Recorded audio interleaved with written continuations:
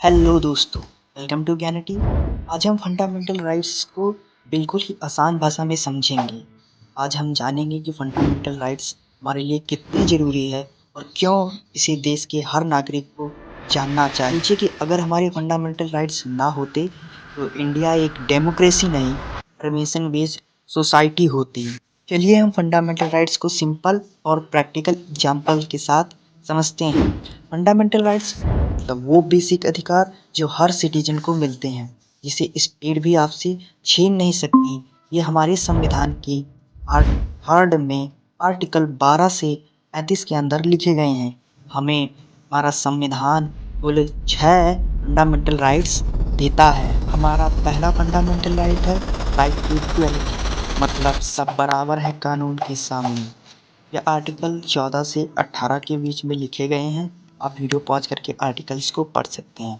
Article 14 हमें equality before law देता है।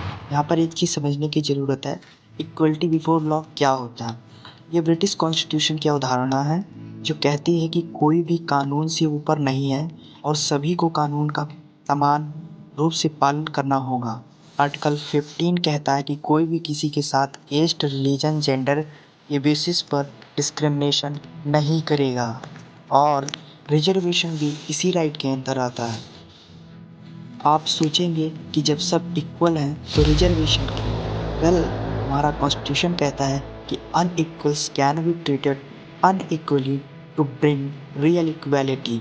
हमारे देश में सभी लोग अलग अलग परिस्थितियों से आते हैं के साथ इतिहास में सामाजिक या आर्थिक रूप से भेदभाव हुआ है, जिसके कारण वह आज देश के प्रतिनिधित्व में उनकी बराबर हिस्सेदारी नहीं है। इसी के लिए रिजर्वेशन को संविधान में लाया गया है। हमारा दूसरा फंडामेंटल राइट है राइट टू फ्रीडम। ये वो राइट है जिसके बिना डेमोक्रेसी म्यूट मोड में चली जाती है।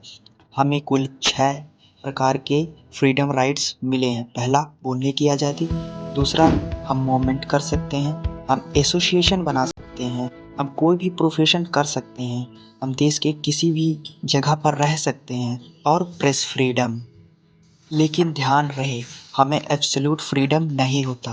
फ्रीडम के साथ रिस्पॉन्सिबिलिटी भी आती है। अगर आप कुछ भी बोलते हैं जिससे लगता है कि यह देश के खिलाफ है या विरुद्ध है, तो आपको अरेस्ट भी किया जा सकता है आर्टिकल 22 प्रिवेंशन डिटेंशन के अंडर। सो यस, फ्रीडम के साथ विजिलेंस यानी कि जागरूकता भी जरूरी है। तीसरा राइट है राइट टू अगेंस्ट एक्सप्लॉइटेशन। ये आर्टिकल 23 से 24 के बीच में लिखा गया है।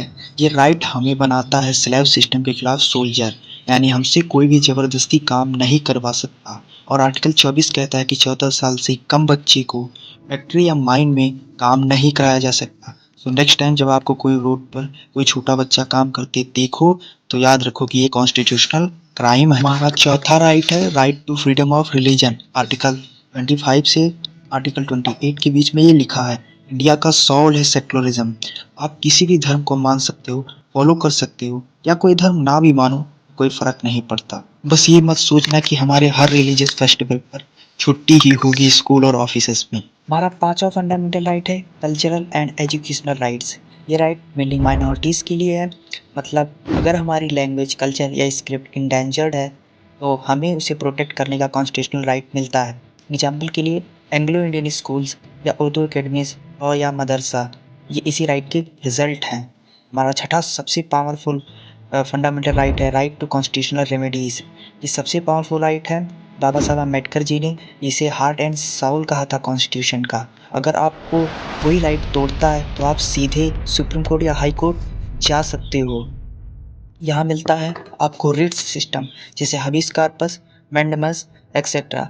इन सिंपल वर्ड्स, ये आपका इमरजेंसी बटन है जब सिस्टम फेल हो जाए।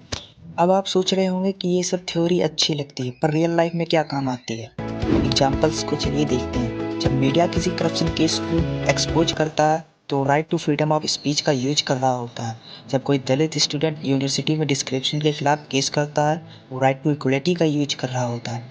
और जब सुप्रीम कोर्ट किसी लीगल को रोकता है तो राइट टू कॉन्स्टिट्यूशनल रेमेडीज का यूज कर रहा होता है। इन शॉर्ट, ये राइट हम सबको स्लेव फ्रॉम सिस्टम से सिटीजन ऑफ नेशन बनाते हैं। पर याद रखो, राइट तभी बचते हैं जब सिटीजन उन्हें जानते और प्रोटेक्ट करते हैं। इस वीडियो को ज़्यादा से ज़्यादा शेयर करो ताकि हर सिटीजन को अपने राइट्स पता रहें, और कमेंट करो मैं अपने राइट्स जानता हूँ। मिलते हैं नेक्स्ट वीडियो में, तब तक के लिए जय हिंद, जय भारत।